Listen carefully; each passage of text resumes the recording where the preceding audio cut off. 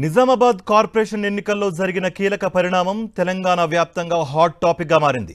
ఎన్నో ఆశలు, గెలుపుపై గట్టి ధీమా, అధికార పార్టీ బలం ఇలా అన్ని సెట్ అనుకున్న సమయంలో ఫలితం ఊహించని మలుపు తిప్పింది. ఈ పరిణామం నిజామాబాద్ రాజకీయాల్లో సంచలనంగా మారింది. ఇక అధికార పార్టీ తరపున మేయర్ అభ్యర్థిగా ప్రచారంలో ఉన్న సమంతారెడ్డి గెలుపు ఖాయం అన్న లెక్కలతో ముందుకు వెళ్లారు. కానీ ఎన్నికల్లో పోటీ చేయాలంటే నో డ్యూస్ తప్పనిసరి. ఇక్కడే అసలు కథ మొదలైంది. 2009 నుంచి పెండింగ్లో ఉన్న ఆస్తి పన్ను బకాయిలు భారీగా పెరిగిపోయాయి. ఎన్నికల బరిలో నిలవాలంటే ఆ బకాయిలు క్లియర్ చేయాల్సిందే. ఒకటి కాదు, రెండు కాదు, ఏకంగా 8 కోట్ల రూపాయలు.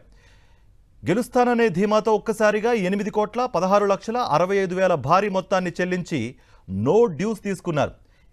ఇక ఇక్కడే చెప్పేయొచ్చు గెలుపుపై ఆమెకు ఉన్న నమ్మకం. ఇంత భారీ మొత్తం క్లియర్ చేశారంటే మేయర్ కుర్చీపై కూర్చోవడం పక్కా అని అంతా అనుకున్నారు. మేయర్ పదవి అడుగు దూరంలోనే ఉన్నట్లుగా కనిపించింది. కానీ ఫలితాల రోజు కథ మారిపోయింది. 19వ డివిజన్లో ఆమెపై నాగోళ్ల సత్యనారాయణ విజయం సాధించారు. గెలుస్తామన్న నమ్మకంతో ముందుగానే 8 కోట్లు చెల్లించిన అభ్యర్థి చివరికి ఓటమి చవిచూడటం తెలంగాణ రాజకీయాల్లో పెద్ద ట్విస్ట్గా మారింది.